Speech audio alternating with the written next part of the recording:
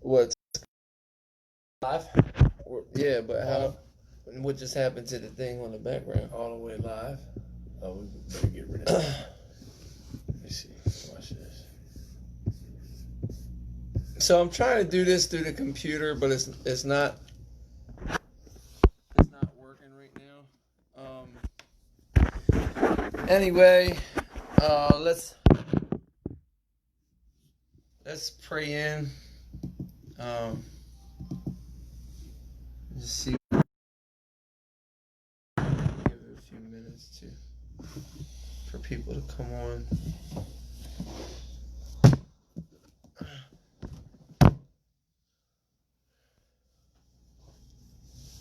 All right. So right now, can you see when I do this, or is it like rotate your device? I just did rotate my device. Can you see it, or is it like sideways to you? It looks like it's sideways. Oh, they said working. It says watching. Rotate your device. How do you do that? Whatever, dude. Let's just keep it like this. All right. Give me some room. So let's pray in. So Father God, man, we ask that you can come in and just fill us up. Man, fill the room up and fill the people that are watching or that will watch up with your spirit. Allow us to communicate and stay in contact and conscious of you. Move our feet and our actions in your direction, even our thoughts. Allow us to be here with you. Keep our mouths closed, open yours up, and man, just speak through us and use us. Amen. So I have a special guest on today. This is my honored friend and brother, Chris Martinez. And we just like took a trip, man, and had some good stuff, but we'll get into that in a second. So we're on step 12, man, and we talked about 11, and we went into detail on what step 11 is about, and pretty much how it affects my actions today, and how I can like stay current. 10, 11, we spoke about that as well, and now to working with others. So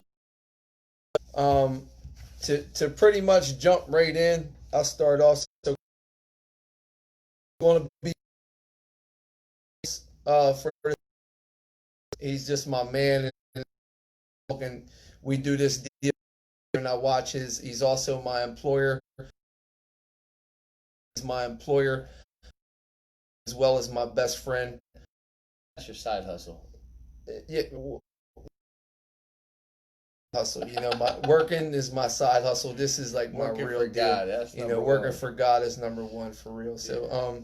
and we're out today, and we're in Savannah, Georgia right now. Left Florida a little while ago, and earlier this morning we left at like 7 o'clock, and like some really cool experiences. We're going into working with others, man, and you know, he knows the book, and we love presenting. This is my co-host for this evening. His name is Christopher Martinez, and maybe we'll be fortunate to do this together for working with others, and we'll see how it goes. We tried to set this up on the computer, and it wasn't working out too well.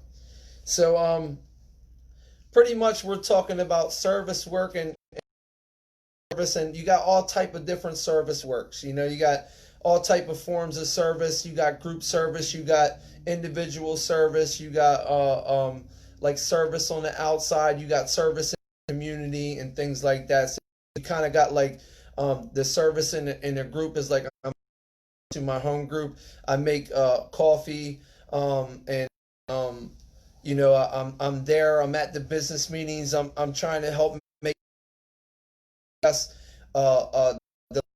carry the message of group, There's service to God, like what do you want me to do, and just being there for people in certain instances, which actually brings us to Savannah, Georgia. It's the kind of service where we're showing up to a prior client's graduation. You got that type of service. You got the type of service of like helping the old lady across the street.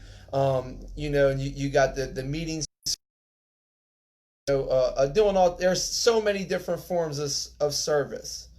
But here we're talking about service to the other alcoholic, sponsorship, which is never used, but it's like just taking people through the work, how to meet people, and how to do this. So I'll say this about working with others. We're on chapter 7, 89. I'll say a lot of this stuff is outdated, but not insignificant. So let me be clear. Although some of this information is outdated, and the only reason, and I'll explain, it's outdated but not insignificant. And the reason is because some of this could still take place today and still be effective today. However, the fellowship and how AA has grown, or how the fellowship has grown today, has just given us a lot of shortcuts to a lot of the avenues that we can take here. It's given us, like, we don't have to go out and seek people. Like, if you're in a group and you're active and you have a sponsor and you have a home group and you're active in your home group, when a new person comes in, and we don't have to go to the hospital looking for them. We know there's a newcomer in the room because we're there every week. And this is also, we're home group members as well, home group brothers. And we know you're new because we're there every week and you're not, So I got to be clear on that. Not insignificant. Just because it's a little outdated in some cases, because we're like a community that's alive, and it's just it's not that outdated. It's position, and I'm positive that there's positions that we're going to be describing that are still current, like, for today. We'll be Chris Alcoholic, and we'll be talking a lot about approach. And I think when it comes to the approach, we are absolutely 100% talking about the same thing. There's certain mechanics to the deal. I mean, 2020, we've got all different kinds of ways to make that first approach, but it gives us some really valuable information on what we should lead with, how to win over the confidence of the sick and suffering, how to tap into your sick and suffering so you can align with the man who's brand new and open and ready to receive the message, or maybe doesn't even know they're open, but they know they're desperate. I also want to chime in about what Matt was saying about the other principles, or the other parts. There's 3 parts to step 12. Chapter 7 gives us instructions around one of those parts. We got homes, occupations, and affairs, and that's covered in the family afterwards. We employ 2 employers, 2 wives, and a vision for you. But today we get to talk about and the absolute utmost of carrying the message. You can work all 11 steps to the best of your ability, but you haven't really come into AA until you're carrying the message to another man or woman, whatever that may look like. So Matt stays the ground perfectly, and excited to be participating with you tonight, Matthew. And I'll let you take the lead, big dog. Yeah. So we're going to go to it straight from the door. Page 89, chapter 7, working with others. I got to say this too. Watching another person's lights come on, although we don't have nothing to do with it, all we can do is take people through the work, and it's kind of God's ultimate decision. But watching the lights come on in somebody's eyes is like the most unbelievable experience, and you don't want to miss it, which is about what we're going to describe. It's unreal, Yeah. So working with others, practical experience shows that nothing, you can underline, circle, or highlight, nothing will so much ensure immunity from drinking as intense work with other alcoholics. Immunity from drinking and getting high sounds unbelievable and amazing to me, so you might want to pay attention. It works when other activities fail. This is our 12th suggestion. Carry this message to other alcoholics. You can help when no one else can. Nobody else can be effective in ways that we are, which shows in the ninth step. And we described the ninth step, and one of the most amazing promises of the ninth step is like, no matter how far down the scale you have gone, you find how your experience can benefit others. And this is where it starts to come into play at. And I'm like, oh my gosh, like who else? This dude couldn't go to, no, I couldn't go to a doctor and get the help that I could get from Mr. Martinez, flat out, so carry this message to other alcoholics. You can help when no one else can. You can secure their confidence when other people fail. When others fail, you can secure their confidence. Remember, and every time we described this before, we talked about this before, you might want to underline remember, because if anywhere in the book that is telling me to remember, it probably means that I'm going to forget. So remember, they are very ill. And it's hard to remember sometimes when you're dealing with sponsees that call you, and you got some people that like, oh, yo, man, let me get some money, or you do the work and stuff like that. I have to remember. Talk about that. They're very ill. Let's go. It's going to hit us with some heavy literature. I love that Matthew emphasizes nothing will so much ensure immunity, and this word intensive. Look, I have written in the margin to the limit of safety. Limit of treatment and safety. I'm taking myself to the limit of safety. And what that means, and I really emphasize this, is that carrying the message is not about conveniency.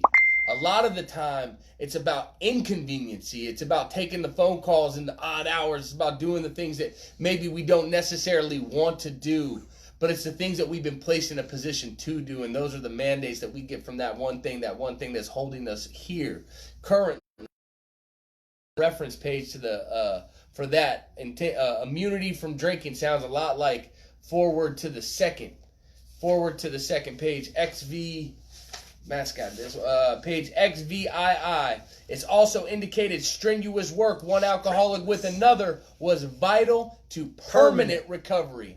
And that's the brand of recovery that I wanted to subscribe to. I got interested when you said I don't have to put the plug in the jug. I don't have to just not drink no matter what. I don't have to just worry about the stinking thinking in my head anymore. In the 11th step and 10th step, it tells us that we can rely on our thinking, that we can trust our will when it's aligned with God's will. And tell me that I got some items that I can rely on my thinking, can continue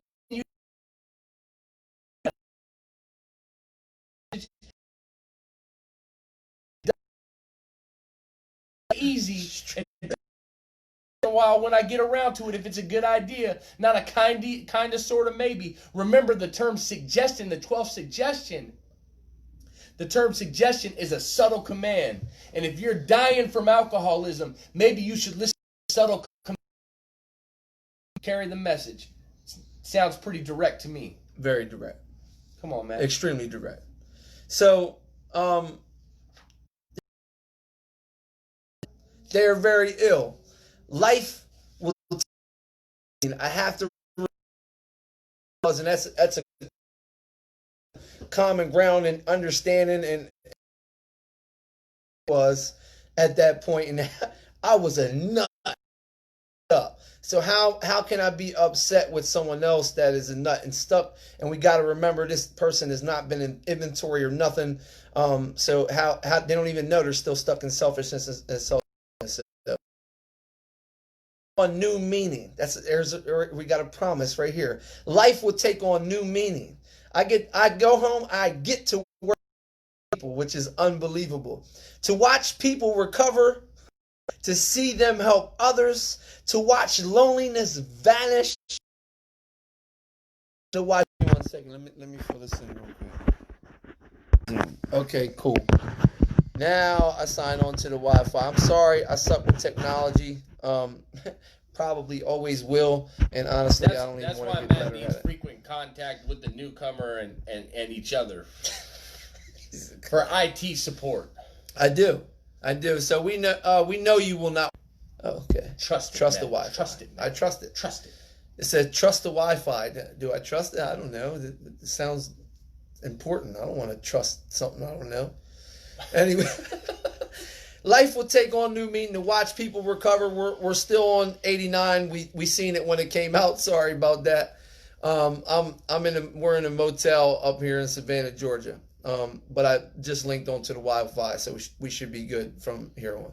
To watch people recover, to see them help others, to watch loneliness vanish, to see a fellowship grow up about you, to have a host of friends. Like the best friends I ever met in my entire life are from this program.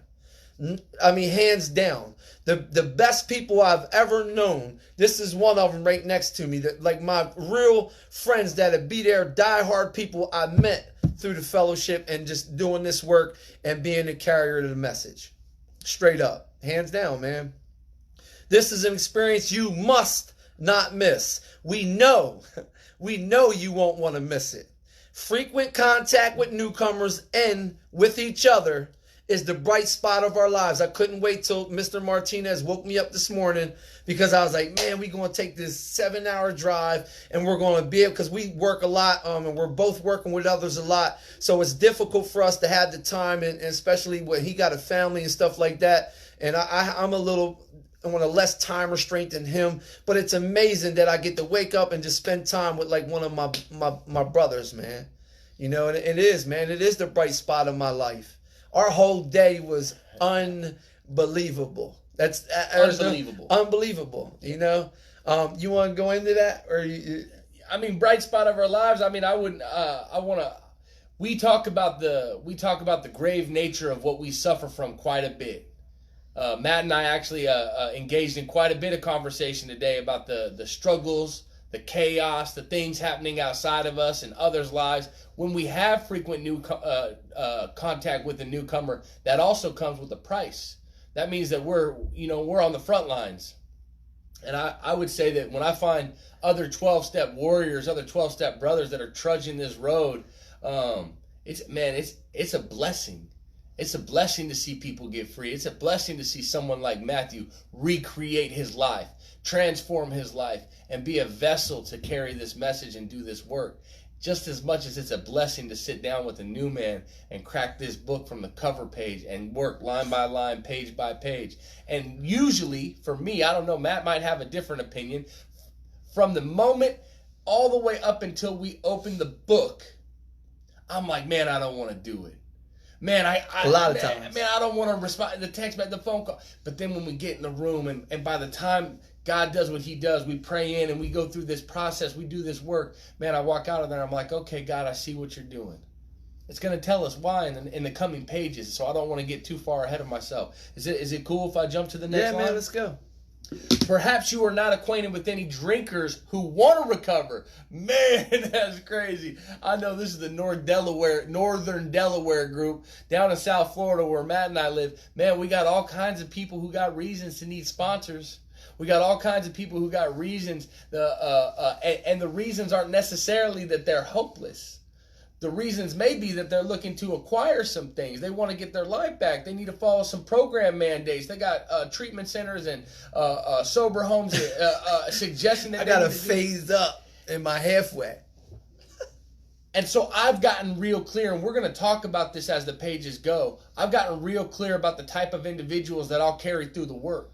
And if we're not in a position where our life's on the line and we want this thing the most, where we know that we're a drowning man and I need a safety net, I need a line to pull me out of the drowning water, well then maybe you're not ready for the variety of recovery that we're going after, because we want that permanent. We want immunity from drinking. I want to not drink even if I could kind of recovery. And that's the only way that I know how to go through the work. So we're going to talk a lot about how maybe as a sponsor, sometimes you got to have boundaries. You know, sometimes we don't carry every man who asks us to take them through the work. We carry the ones that are willing to do the work through the work. We'll get to that. Man, that was one sentence. You can easily find someone by asking a few doctors, minister, priests, or hospitals. So this is what Matt's talking about with the timepiece. Back in the day, the only way they could find a drunk is through the doctors, ministers, priests, and hospitals. Sure, family, friends, and there were some other avenues. Today, the accessibility to find someone is so much more achievable. We got people in meetings. We got so many meetings in South Florida and West Palm Beach. We got thousands of meetings on a weekly basis. All day. Thousands of meetings. There's no reason to have to be digging deep to try to find someone who's looking for some help. Don't start out as an evangelist or evangelist or a reformer. Unfortunately, a lot of prejudice exists. It's going to tell us exactly how we make the approach. We don't need to come heavy with the spiritual solution. We actually lead with something quite different. You will be handicapped if you arouse it. Ministers and doctors are competent. You can learn much from them if you wish. But it happens that because of your own drinking experience, now we get common problem, you can be uniquely useful to other alcoholics. So cooperate, never criticize. To be helpful is our only aim. I'm missing a page. That's crazy. It's our only aim. When you discover, top of page 90, when you discover a prospect for Alcoholics Anonymous, find out all you can about him. We're asking questions. We're talking like what's going on. If he does not want to stop drinking, this is very important for you to highlight and underline and put a star on it. I don't happy face it. If he does not want to stop drinking, don't waste your time trying to persuade him. Not wasting my time, man. I've been working with an individual, calls me on a regular basis and is like, yo, like every week, once a week, he'll say, hey man, yo, when we gonna get to work? And I'm like, when, I've given you the call me every day, not call me. I'm not like a call me every day to check in type of sponsor. I'm like, call me every day to see if I'm available, and if I have some availability, I'll meet with you. Plus, it shows me some willingness, If a guy wants to meet, I will meet with him. I make time. Anything else is on the sideline. Like if I'm even in a relationship, the relationship that I used to be in was kind of like, yo, you already know. It's God, it's recovery, and then everything else. And we have a date night or something like that, and I'm like, hey, this came up, I gotta go. And that's the truth for me anyway. I'm not saying everybody should do that. But don't waste your time trying to persuade him. It tells us why. You may spoil a later opportunity. Yeah. This advice is given for his family also. They should be patient, realizing that they are dealing with a sick person.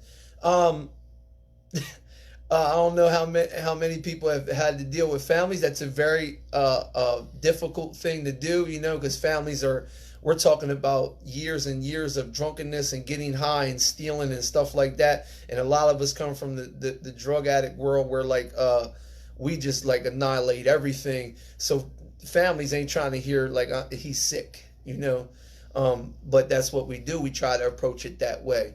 They should be patient, realizing they are dealing with a sick person. I'm just gonna say that this is another, man, Matt lined it up perfectly out the gate, that this is a timepiece too. Back in the day, alcoholism was killing people slowly. Sure, there was freak incidents, there was things that were occurring, there was medical complications, all that stuff, yes. And carfentanil is killing people quickly.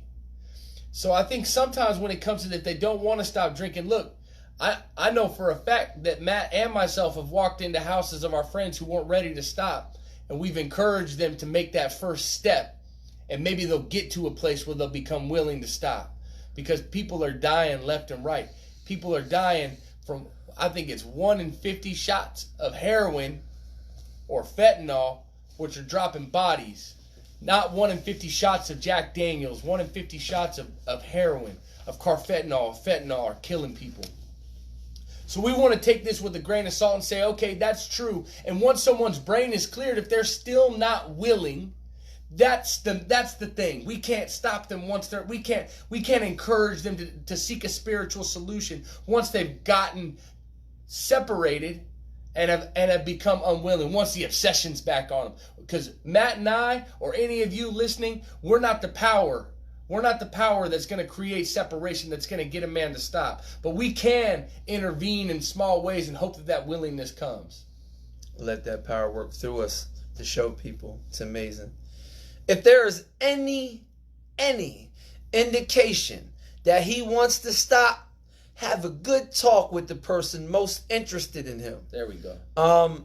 Usually his wife, friends, stuff like that. Like, what's really going on with him? And this is a good avenue to go, but again, uncommon, because like we got groups and people are coming in and they're letting you know about themselves from the door. They know what the program is about. Most people, depending on where you are, what group you're in. I know in our group, if a newcomer raises a hand, you ain't got to worry about putting your hand up and going and trying to meet a sponsor. Like, we're going to attack you. Get them. You know, we go and get them, and that's the first thing we do. And if it's a woman, I'm talking to other women of the group and saying, yo, approach, you know, and make an approach. So they're coming in already knowing, like, I'm here because I know that this is all I got left, you know. A little different situation, but then again, not insignificant. So have a good talk with the person most interested in, usually his wife, girlfriend, or brother, or whatever. Get an idea of his behavior, his problems, his background, the seriousness of his condition, and his religious learnings. It even tells you you don't want to start talking about certain stuff, you know, and I know we'll have a conversation. I usually get to know a person and we have a discussion and talking to see where he's at there, so I know what to say and what not to say, what to stay away from, because I'm not going at him with the God thing from the door anyway. Get an idea of his behavior, his problems, background, how serious his condition is, and his religious learnings. You need this information to put yourself in his place, to see how he would like him to approach you, how you would like him to approach you if the tables were turned. It's cool stuff. Sometimes it is wise to wait until he goes on a binge. Did that with our friend, you know. Yeah. Waited till he went on a binge. Did I go over there and take his drugs from him and stuff like that? No. Absolutely not. That's just like, that's going to mess up a later chance for me to be helpful, man, and going to get it anyway. So it's kind of like sometimes you wait till somebody's on the binge and they're like, you know, depressed, because you know how it is when we're using, especially us people dealing with the heroin. And I've been a part of the fentanyl epidemic. Chris kind of missed out on that, thank God, you know. And like people get to a point of like, I'm fucking done immediately, you know, hopefully. So sometimes it's wise to wait till he goes on the binge. The family may object to this, but unless he is in a dangerous physical position, it's better to risk it. Like, unless he's, you know, we spoke about my brother often, you know, where like he's in dangerous physical position, you know, and you know. That's why I'm coming home for a minute. So anyway, don't deal with him when he is very drunk. Ain't no sense. Unless he is ugly and the family needs your help. Again, uncommon, but not insignificant. Well, this is kind of common. This can be common depending on who you're dealing with. You're dealing with a person like me, it's probably pretty common. Wait for the end of the spree, or at least for a lucid interval. a lucid interval, like catch me when I'm coming down. Catch me when I'm coming down. Catch me on day 5. When I just woke up and I ain't had one yet. You know what I mean? Maybe I haven't slept in a week and I'm like, you know, a little delirious. I didn't go and rob the freaking Wawa and come out like I have elephantitis full of Red Bulls yet. You know what I'm saying? To go get one. I don't got no money in my pocket. Like, hit me when like I need one and start to talk, or I'm just coming down. Day 1, 2, and 3, you probably can't even catch me. I'm moving too fast. Yeah, there's no, especially in this episode, man, I'm going. So, then let his family or a friend ask him, let his family or a friend ask him if he wants to quit for good and if he would go to any extreme to do so. Any lengths. If he says yes, then his attention should be drawn to you as a person who has, there's that word again, recovered. You know, we're usually not meeting people like this. However, it's good, important information on how to make an approach. You should be described to him as one of a fellowship who, as part of their own recovery, try to help others and who will be glad to talk with him if he cares to see you. Can you want to meet? Yeah, man, of course. If he does not want to see you, got something? No. If he does not want to see you, never, ever force yourself upon him. Neither should the family hysterically plead with him to do anything, nor should they tell him much about you. You might place this book where he can see it in one of the intervals. He wakes up after sleeping for 4 days and sees a book. You know, again, outdated but not insignificant. So all of a sudden I wake up and I'm like, what the hell is this thing? You know? And usually we ain't if you're anything reading's like, not a big reading was a huge deal back then. It's like, that's all they did was read. If you're anything like Matt and I, we've seen plenty of these books prior to getting sober. You could place it there and I'd be like, who did that? I'd be angry. What do you let's put this book, how dare you? I don't even have a problem. I just been up for like 8 days straight and talk about I ain't got a problem with my face sunk in and I'm 80 pounds underweight. And I done stole everything in the house talking about I ain't got a problem. If he doesn't want to see you, don't force yourself upon him. They should wait for the end of his drinking bout. You might place this book where he can see it in the interval. Here, no specific rule can be given. It's like, let your spirit guide you. Remember, we're awake. 12th step is a promise. Having had a promise, I already had it. By the time if I do this work honestly and thoroughly, I've already had a spiritual awakening. Something's beginning to happen in my life. Rather, it's I went through it quickly, fast, or slowly. And there's people in my life that are explaining to me that something's happening to me, or even on a better note, that I see it myself. So you might place this book where you can see it. Here, no specific rule can be given. The family must decide these things, but urge them not to be over anxious, for that might spoil the matters. Just let it go, man. There's no any of us that's dealt with alcoholics. I know my mom Ben gave up. Like, why even talk to him? You know. Usually, you got something? We're about to move into some good stuff right here. Keep coming. Usually, the family should not try to tell your story. When possible, avoid meeting a man through his family. I got a friend of a friend. I use this too when it comes to avoid meeting a man through a tech of a treatment center, you know, or something like that. Now, I'm not saying that that doesn't happen or that I wouldn't do it.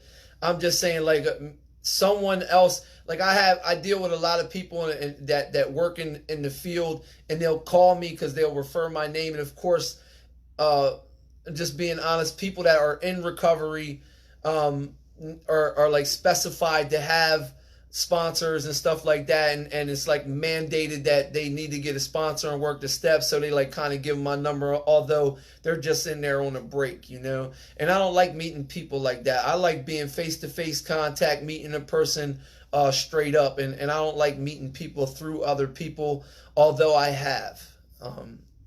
I'll be real about that. Approach through a doctor or an institution is a better way. AA is absolutely an institution. You would consider that an institution now, correct? Absolutely. So the fellowship is an institution, you know. If your man needs hospitalization, he should have it. He should have it. What are we talking about? Detox. Detox, treatment, the whole gamut, the whole man. 9, you know. I call them safe walls. But not forcibly. You're not you're going in here no matter what. Unless he is violent, which we call that lock him up. Baker Act stuff like that. What's the other one? Marchman Act. Gun club. Yeah, gun club. You might get locked up. Might have to call the police and stuff like that. And if it's saving somebody's life, hey man, tell him. Unless he is violent, let the doctor, if he will, tell him he has something in the way of a solution. Because going to the doctor, as we know, any of you that OD'd before, and we all know, and if you haven't, then you can ask someone. I've OD'd more times than I can count, and if you ask someone what the doctor does when you OD, they'll have the same answer that I do. They get your vitals stable, they deal with the symptoms, and then they give you papers to sign and go home. There is no oh, can you get help? And even when you do get help, and just like the doctor's opinion, the only thing that the doctor has to suggest is total abstinence. That's it. Just don't do it again. Don't drink. Yeah, or sometimes go to a meeting. You might meet a nurse who says you need this AA thing, but walking out the door, you might not have the resources. This next paragraph we're coming into is what I was talking about at the beginning. This is the first approach. And this is where we're getting into some instructions on how one might make that first approach. It says, when your man is better, the doctor might suggest a visit from you. Though you've talked with the family, leave them out for the first discussion. Whether you talk to them or not, whatever the circumstances may be, this is the first approach. Under these conditions, your prospect will see you are under no pressure. He will feel he can deal with you without being nagged by his family. Call on him while he is still jittery. Call on him while he's still jittery, while he's still shook from that last run. Depressed. He may be more receptive when depressed. We're coming into some dense content right here.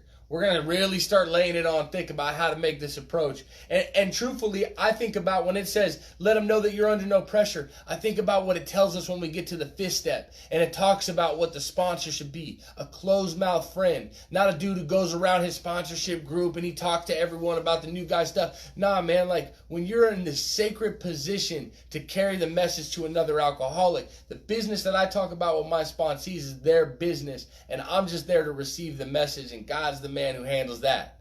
We might have some considerations around the steps or whatever that work looks like, but it's a safe place for us to go. And they're under no pressure to report to me. It's between them and God.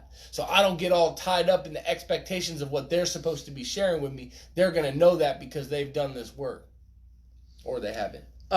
Same thing with like page 18. We discussed that, not just a closed mouth friend, but what the sponsor looks like. On page 18, the bottom of the page, the man who making their approaches had the same difficulty, that he obviously knows what he's talking about.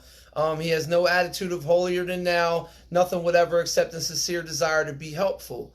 And then, of course, you got the four-step deal too. Someone that's been through inventory. Someone who's like someone that's been through inventory knows he's awake. He understands what's going on, and we talked about this about the fifth step when we went through that, which is sacred. This is sacred. Our discussion is sacred. We're not going back, and maybe even I've done this before. I actually told him I'm not. Because I know people, especially meeting people through treatment centers, and I have done that, like I said, and you had to explain, yo, listen, I don't work for this place. I'm not going back and telling the techs or your therapists or counselors what's going on or none of that. This is completely sacred. I don't do sponsored check-ins with treatment centers at all. They might call me and I'll just give them the shine. So. Where we at? See your man alone if possible. Here we go. At first, engage in general conversation. That's it. You like the Dodgers, man? I like the Dodgers. Man, man, so what's your football team? Of course you from Jersey, man. Everybody down here from Jersey. Too. Shit, bro, you shoot dope. None of us are here. Man, I got highs. Come on. Tell him enough about your drinking habits, right? After a while, turn the talk to some phase of drinking, right? Getting high, drinking, just like I just described.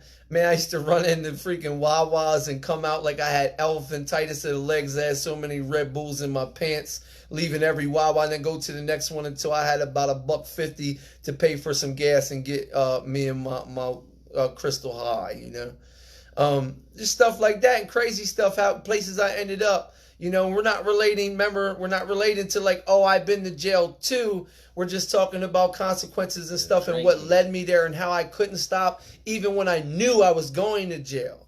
So tell him enough about your drinking habits, symptoms, and experiences to engage him to speak of his own, himself. If he wishes to talk, let him do so. Let him run it. The more you find out, the better. It's just how it goes, man. You will thus get a better idea of how you ought to proceed. It's the truth. The more you learn about an individual, the better off you are in proceeding with the information. If he is not communicative, give him a sketch of your drinking career up to the time you quit. That's what Bill did to Bob. That's what Bill did to Bob, man. Go ahead. It says, but say nothing of the moment of how that was accomplished. So really what it's talking about is, man, just lead with the problem. Common problem, common solution. Both are necessary. We talked on page 17 about the cement, the thing that binds us. And we know there's two elements to the cement. And when I make the first approach, all I'm leading with is the problem. That's it. Why? Because the truth is when I first got here, the only thing that I knew was the problem.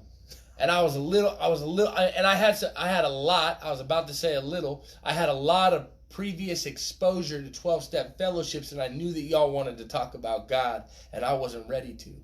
I knew you wanted to talk about this spiritual solution. I know that y'all wanted to talk about inventory and amends, and that was all too heavy. But if you wanted to talk to me about how once you started smoking crack cocaine, you couldn't stop smoking crack cocaine, and you ran the streets, and you got into this, and if you wanted to share that with me, well, then I'd be like, oh, man, that's me too. Me too. Me too, man. That's actually how I ended up here. It talked about in the stories. When it explained the stories. We hope, just like in the stories, the personal appeals are to say, we hope that you would say, oh, I'm like that too, or yes, this program can work for me too, and all three of them. And that's what we're doing when we're telling our story. You good? Yeah. Come on. If he is in a serious mood, dwell on the troubles liquor has caused you. I don't know about Matthew, but I got all kinds of troubles caused.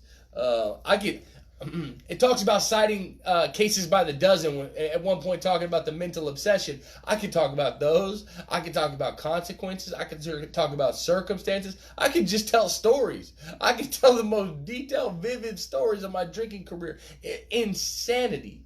The insanity of the first drink and how it returned. And how once it returned, the phenomenon of craving took off. And I don't have to use any of that language to talk about it. I could talk about once I pop, I just can't stop. These I can cite them by the dozen. I can cite them by the hundreds. And I guess that's one thing that's valuable about having an extensive drinking career. And if you don't have the extensive drinking career, it doesn't matter. Can you relate to the problem? Can you relate to the allergy? Can you relate to the obsession? Can you relate to the malady? That voice deep down inside you that's telling you that you are not worth it, that you're nothing, that you're never going to be anything. Why pursue those goals anyway? Forget it. You burned all those bridges. Those people won't trust you ever again. Yeah, man. All of a sudden, our ears might open up to something of that variety. Being careful not to moralize or lecture. If the mood is light, tell him humorous stories of your escapades. Matt got some funny stories, man. Man, Matt can make a whole room roll when he gets going. But to get him to tell some of his. If the mood's light, just get a laugh on, man. Man, that's crazy. It's telling us use humor, man. And I know for the outsider, if they were to step into a meeting and hear some of the things that we're able to laugh about today, they'd be like, whoa, what's wrong with those people? You tell that story about getting robbed at gunpoint on Skid Row, Chris walking around the block and coming back and asking for a nickel after he jacked you for a dub. And someone's going to think that's crazy. But most of you guys are going to laugh. Most of you guys are going to understand the insanity of the obsession being on and that I had to go back. I had to make another round. I don't care that he had a pistol on me 15 minutes ago. He might give me a nickel if I just go and ask him nicely. I think he owes that to me. I think I got it coming. I mean, humorous stories. I'm serious. I just talked about like 4 of them. Like I'll bring that up quick, man. Like I had sweatpants on under my jeans, tucked in the sweatpants tucked in my socks, and literally would fill my pants up.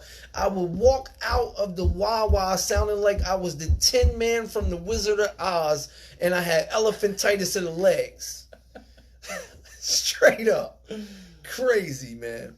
So humorous stories of our escapades, and that type of stuff is funny to hear people, because that's the type of nut stuff we do, man. For $20, we do some, insane, incredibly tragic things. Get him to tell some of his story. When he sees you know all about the drinking game, when he sees you know all about the drugs and the drinking, and you guys have common ground, right? Common problem. Commence to describe yourself as an alcoholic. 100% an alcoholic and a drug addict, man. 92. Tell him how baffled you were. How you finally learned that you were sick. Give him an account of the struggles you made to stop. Man, we made a lot of struggles to stop.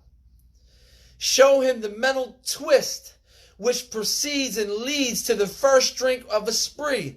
Remember, we talked about this, like how, like, and it's a funny story, and it's like built in humor, and also talking about the struggles and throwing it in the mix is like, yo, man, I'm on my way to the PO.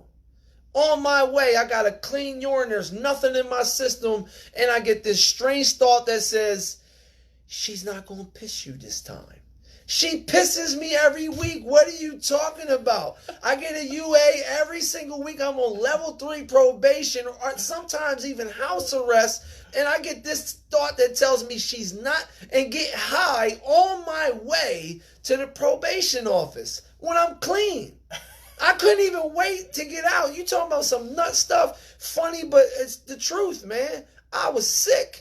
Give him an account of your struggles that you made to stop. Show him the mental twist which leads to the first drink. Not talking about I woke up and I'm detoxing and took a first drink. We're talking about the mental where I'm clean. There's nothing in my system. I can piss clean, and I still convince myself to get high again. And talk about your experiences with that. What about I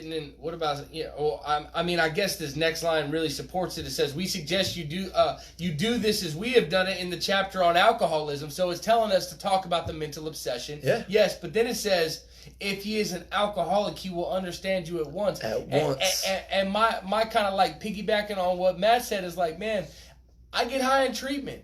You put me in an institution, I'll still find a way. Can't stop. I'll do ridiculous things. Every day, all day. I'll snort psych meds. I don't even know what they are. Wellbutrin. You tell me Effexor, if I take one line of Effexor, that's going to produce an effect. I'm going to give it a shot. I might only do it once, but I'm going to give it a shot, right? And when I start talking about, man, but when I got to treatment, I said I'd never want to do that to my family again.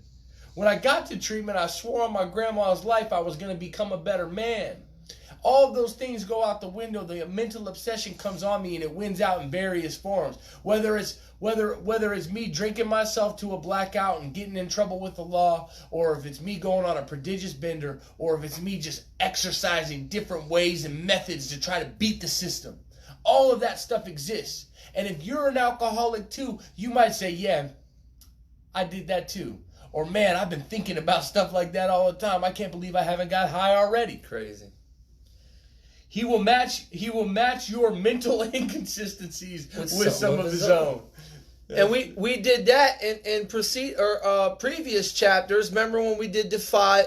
We talked about this. The five times that where I was sober, clean, nothing in my system, and convinced myself to use the first one. The lie I told myself, where I just told myself the suddenly happened. The mental blank spot is what we call it. Like when did that occur? And we already spoke about that when we started to go through the work, but we want to know some stuff now. So it's telling us like, yo, man, match some of your, and he will, if you're talking about that stuff, you'll be like, damn, me too. And a lot of people relate. When I tell that story of the PO and I use that in a share or when I'm leading a meeting, you'll see people just put their head down like, oh my gosh, me too. They did it too. So underline this, I will explain. So if you are satisfied that he is a real alcoholic, if you are satisfied that the guy is a real alcoholic, begin to dwell on the hopeless feature of the malady. In our alcoholic mind and body, does he have the allergy? Does he have suffer both? From the obsession? The allergy, not the behavior, makes you an alcoholic. The mental inconsistencies is the main thing that we're looking at. Also, this is kind of why we did the first 8 pages of Bill's story. This is why we had him highlight everything he related to about how he thought, felt, and drank, because this is going to show me it's another shortcut to the avenue that is given here to let me know that you have some of the same mental inconsistencies as your own. And just to answer them, I guess. So, and that's why we did the first 8 pages. It tells me right here on 92, if I'm satisfied that you're the real deal. It's not like, oh yeah, man, you got 2 or 3 things highlighted and you might not be one of them. Anyway, show him from your own experience. Show him from your own experience how the queer mental condition surrounding the first drink prevents normal functioning of the willpower. I have hundreds of we're talking about this. This is important to discuss with the newcomer. I have thousands of experiences that show me it's impossible for me to take one. Impossible. I got all the consequences in the world. You're going to jail. You're 100% out of here. Your ass is done. You're going to die. You just left the hospital, Matt. You got all the consequences, all the experiences, and yet still I convinced myself with this dumbass lie that you can do it. Here's how. An ounce of whiskey and a glass of milk. You got a full stomach. It's brilliant. Just crazy stuff. Showing from your own experience the condition that prevents normal functioning of the willpower. Don't, at this stage, refer to this book unless he has seen it and wishes to discuss it. Mm-hmm. And be careful not to brand him as an alcoholic. Remember, no one can convince another person that they is an alcoholic. They have to come to that conclusion themselves. Self-diagnosis. It's unfortunate. It's true. And it's hard to self-diagnose. And that's one of the biggest problems that we have in this program or any chance, because we got something that tells us we don't have it. First step stuff. And this is what we're discussing. This is what it's telling us to do. Present some first step stuff. It's really what it's telling us to do, man. I got all this stuff right in front of my face. I can't do it. It's telling us to show all that stuff. And don't brand him as an alcoholic. It doesn't matter if you have it or you don't. You have to come up with that conclusion. I got this thing that tells me I don't got it, but I'm the only one that can say I got it. And that's a tough spot to be in. How do I admit that I'm an alcoholic and a drug addict when it's me telling me that I'm not? It's a tough spot to be in, man. Don't at this stage refer to the book, and be careful not to brand him as an alcoholic. Let him draw his own conclusion. If he sticks to the idea that he can still control his drinking, let him or tell him that possibly he can. You might, yeah, man, let me know how that works, And we talked about the Marty Mann test and stuff like that, and I have to be clear on this. We're in a whole different realm today with the fentanyl and the drug addict epidemic than just alcohol and doing some Marty Mann. Go take 2 shots a day thing. Unfortunately. It says in the next line, if he is not too alcoholic, but insists that if he is severely afflicted, there may be little chance he can recover by himself. So that's the kind, we talk about, our hats off to him if they can drink like a gentleman. All that sounds great. And the other truth is, man, if your life is on the line, bro, let's just talk about that for a second. Why am I coming to pick you up out of Good Samaritan one more time? How did you just get off a plane? I don't know if my boy Petey's on here tonight. How did you just get off a plane and 4 hours later we're coming to see you at the hospital, man, when you came with the intention to just grab your car? If you're severely afflicted, man, we want you to get the help you need. We can't insist that you do that, but we hope that you may find a way. And we pray. It's about that time, Matthew. Let me see what time we got. 9:56. Let's break through to the next. Let's do the next paragraph and be done. All right. It's a good one. Yeah. Let's end with that. Continue to speak of alcoholism as an illness. Or excuse me, if he is not an alcoholic, but insists that he is severely afflicted, there may be little chance that he can recover by himself. Continue to speak of alcoholism as an illness, a fatal, gravely fatal malady. Talk about the conditions of body and mind which accompany it. Right? We're talking about first step stuff, man. Keep his attention focused mainly on your personal experience. We're just talking about our own experience. We're not like, yeah, man, you are, or none of that, or pointing stuff out or any of that. Just talking about our own experiences about the first step is how we're making this first approach is very important to show someone that, yeah, man, me too. Keep his attention focused on the malady of your personal experience. Explain that many are doomed who never realize their predicament. We don't even realize it and we doomed. And that's the truth with a lot of people that are dead, don't even realize it. Doctors are rightly loath to tell alcoholic patients the whole story unless it will serve some good purpose. But you may talk to him about the hopelessness of the alcoholism because you offer a solution. The doc don't.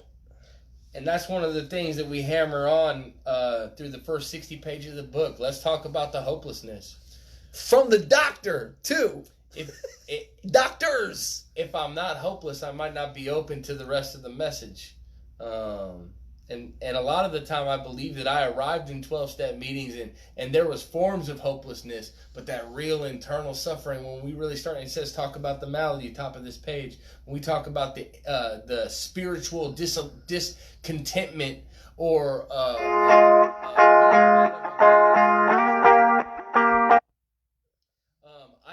I know that was one of the greatest catalysts to open me up to learning about what I suffered from in the mind and the body.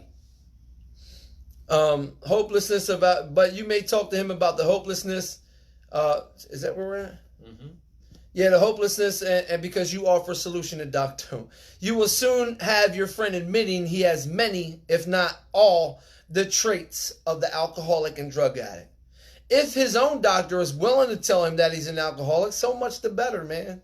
Because then he's like, oh, okay. And because we're talking about in a day where like doctors were you want the two people for help, a doc and a priest, and like they were like the alphas and omega. When the doctor says something, people listen.